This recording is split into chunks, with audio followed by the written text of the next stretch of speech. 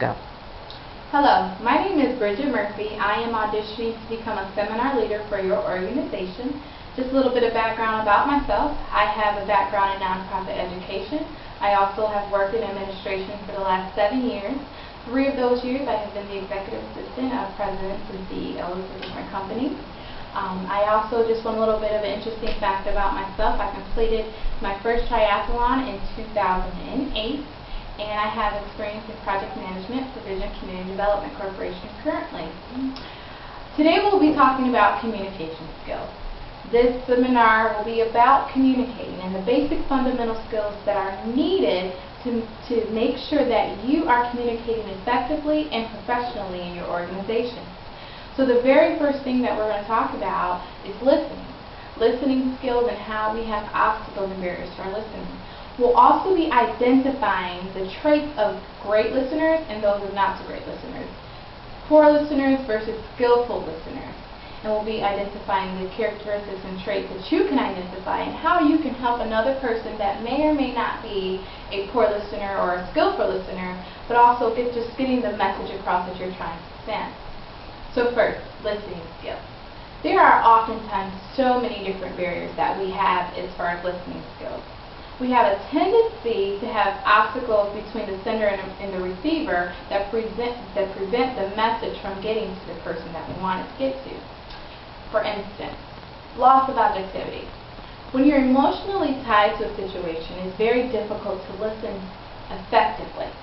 This can be both in the workplace and at home. If you worked on a project for years at a time, or even 1 year or 6 months, and you put your heart and soul to that project, and it was turned into your supervisor or manager, and then that manager turned it down, with basically ripped your project apart, you probably didn't hear everything they had to say because you really put your heart and soul, you really cared about that issue. It was a reflection on yourself, and there are some things and some barriers there that cause you not to hear his message of constructive criticism effectively. So we want to identify that. Secondly, our speaking rate. The way I speak and the way I listen is different. The rate that I speak is much faster than the rate that I listen, because our minds have a tendency to process what I'm saying and move on before I finish actually speaking. So like right now, I'm talking to you, and you could be thinking about the laundry that you have to do, you could be thinking about the kids that you have to pick up after work, you could be thinking about various things such as what work you have to do, meetings you have to go to, because your brain has already processed what I've said and moved on. The problem with that is I may be going in a direction that your brain may not have gotten correct. For instance, if I say you are a bus driver and you're on this bus and you go and pick up 40 kids. 40 kids get on your bus, 3 get off at the next stop. And then 20 get on, 2 get off at the next stop. 14 get on, 8 get off at the next stop. Now at the next stop, 5 get on, 7 get off. And if I were to ask you the question of how old was the bus driver, you're probably wondering, that's not what I thought you were going to ask me. See, most people, when I do that example, they have a tendency to be calculating the number getting off, because they think I'm going to say at the end how many people are on the bus. So that's what happens when our minds move on, because our minds say, oh, she's going in this direction, I already know the answer to that, or I already know where she's going, when actually I'm going in a different direction, and then we have a miscommunication experience at that moment. Also, another thing that causes us to miscommunicate or barriers to our listening skills is we're too busy planning the response. This goes back to the reason that our speaking rates and listening rates. A person could be talking to you, and have you ever had an opportunity where the person was talking to you and you're literally thinking, okay, this is what I'm going to say after they finish talking. Or as I'm talking to you right now, you're probably thinking some thoughts about what I'm saying or how I'm presenting. That has a lot of times has the opportunity to affect our listening skills. So here are some traits of poor listeners. Poor listeners have a tendency to glance at their watch, tap their foot, or jump their fingers. You may or may not be doing that at this moment, but if you are not, that's great. You are not portraying a typical poor listener skill. if I'm doing this and I'm tapping my foot, what is that saying? A lot of times that is telling us that she's in a hurry. She has somewhere to go, she's doing something, and she's really not listening to me, so this is probably not a good communication opportunity. Another example of a poor listener is a person that finishes people's sentences before they're done. I could be saying something and a person that jumps in and says, oh, okay, I know what you're saying this. That's an example of a poor listener. Another example of a poor listener, they interrupt to disagree, or they rush to correct the speaker. Now, if the person is communicating, they're trying to get a message across, before I can get my message to you, you have already interrupted me and moved on to correct me when I haven't finished the sentence. As an example with the bus driver, I could have been going in a different direction, and because you cut me off, you didn't see that actually I was just going to ask you how old the bus driver was instead of how many people were on the bus. That's the issue with a person that interrupts to disagree or correct the speaker before they're done. They could be going in one direction when actually they're not, okay? A person that reacts emotionally. Another example of a poor listener.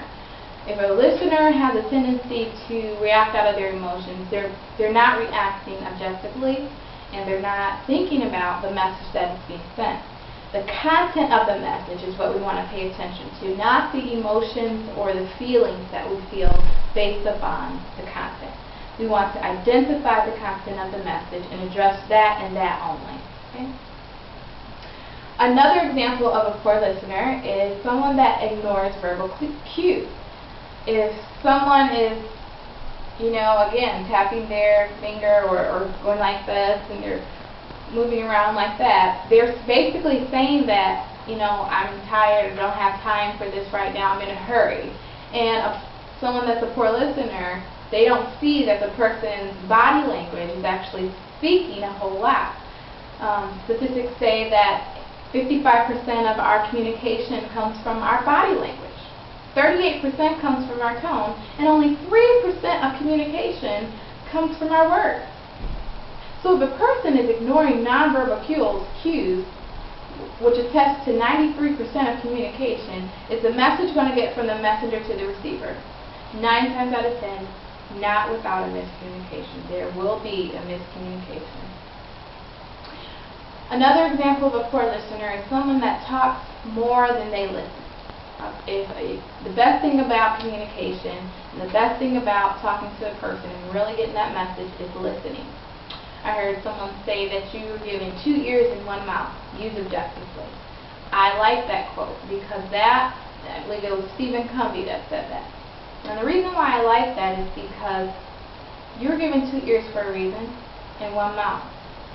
Now, if we listen more than we speak, then we know exactly what the person is communicating. We're able to speak back more effectively and professionally, and that is where we want to go. Now, an example of a skillful listener. Let's talk about that. A skillful listener. A skillful listener has a tendency to make eye contact. They make eye contact. They also nod occasionally. They say words of encouragement. Okay?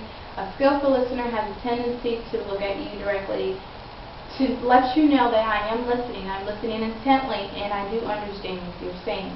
Skillful listeners. Skillful listeners have a tendency to paraphrase. So basically, you're telling me that 5 people get on the bus and 6 people get on, but you don't want to know the amount of people that got on the bus. You want to know the age of the bus driver. They sort of paraphrase what you said to them in the speaker's words, okay, so that they understand. Basically a summary of what they said, what they heard. They hold their fire and they state their views calmly. Now, if they are emotional, they have learned the skill of managing their own emotions. Even in a very stressful or emotional situation, they've learned